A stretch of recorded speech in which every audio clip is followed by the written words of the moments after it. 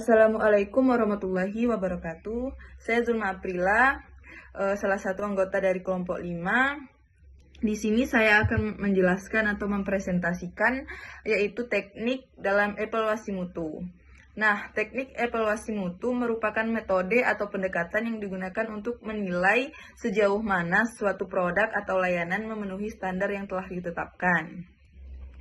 Evaluasi mutu dilakukan dengan menggunakan berbagai alat seperti indikator kinerja, serta operasional prosedur, atau yang disebut dengan SOP, serta metode statistik.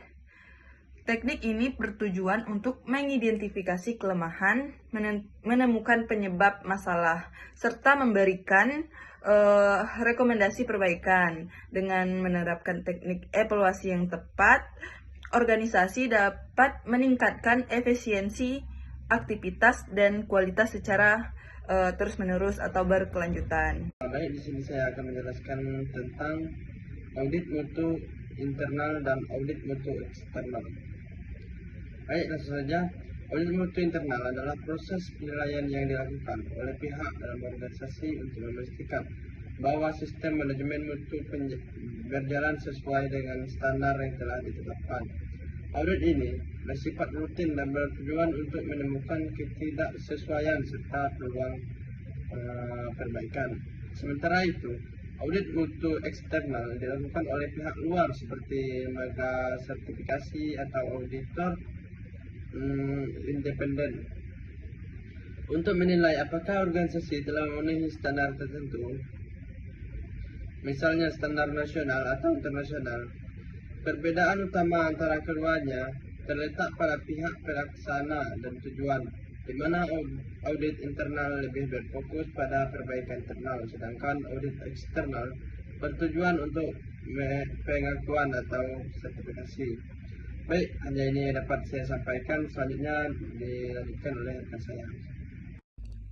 Baiklah, di sini saya akan melanjutkan penjelasan dan pembahasan dari rekan saya, yaitu tentang monitoring dan evaluasi mutu. Jadi monitoring dan evaluasi mutu adalah proses berkelanjutan yang dilakukan untuk memastikan bahwa kegiatan yang dilaksanakan dengan rencana dan standar mutu.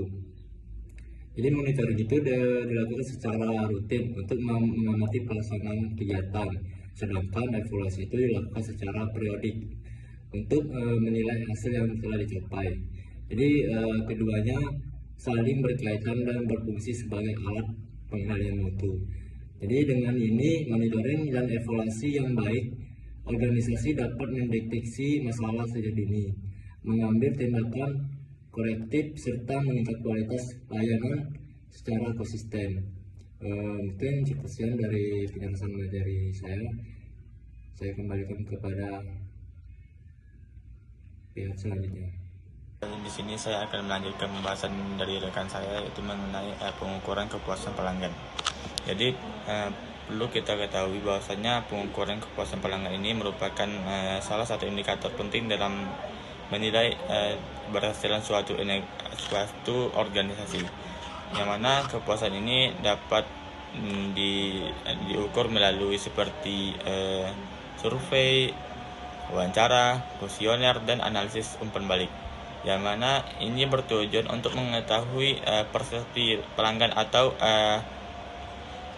pandangan pelanggan terhadap kualitas produk tersebut atau layanan yang diberikan, yang mana hasil pengukuran tersebut dapat digunakan sebagai dasar untuk melakukan perbaikan dan inovasi, sehingga organisasi dapat memenuhi harapan pelanggan dan meningkatkan loyalitas mereka terhadap suatu organisasi tersebut. Mungkin hanya itu yang dapat saya dan kelompok kami sampaikan.